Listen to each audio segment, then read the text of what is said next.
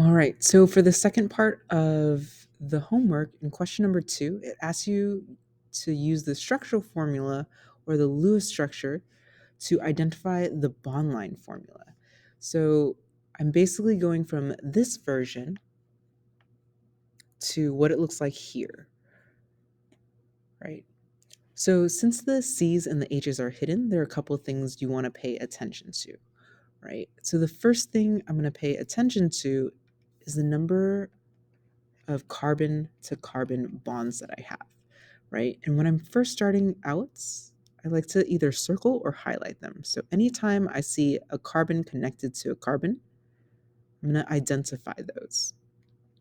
Another thing I'm going to pay attention to is the fact that I need to write out any element that is not hydrogen. So any carbon with non-hydrogen, I'm also going to pay attention to. All right, so carbon with oxygen here, and then carbon with oxygen here.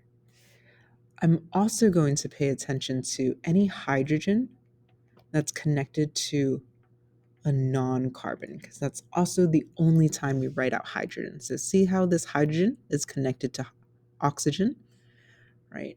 That's non-carbon, so we're going to pay attention to that. So basically what I circled and what I highlighted is essentially how many lines I'm going to draw. So let me show you what I mean by that.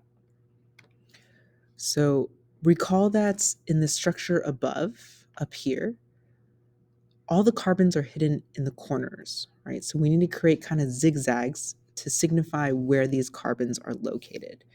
So in step number 2, I'm going to make these little zigzags to ID all the carbons. So in this first line, C with C, I'm going to either create a diagonal line going up or down. I have a habit of going up first, right? So that represents this first carbon to carbon bond. For this next bond line between this carbon and this carbon, I'm going to go down. And then this line between this carbon and this carbon, I'm going to go up again. Right? So notice that if I pull this line straight, it's essentially this line here, right? And then finally, it starts to split off, right? So there's 2 lines kind of going diagonal up to this oxygen, and then 1 line going down to the second oxygen.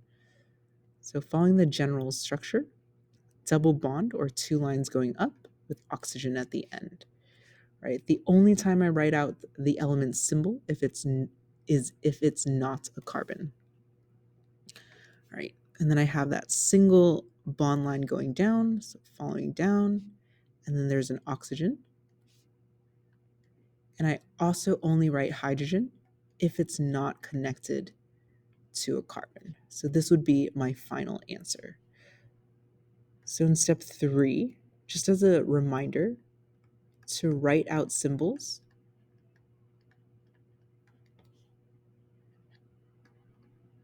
for anything that is not carbon and hydrogen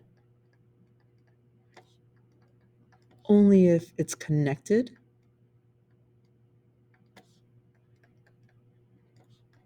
to a non-carbon, right? So we only write out this hydrogen because it's connected to oxygen, not a carbon. So this would be my final answer for this one.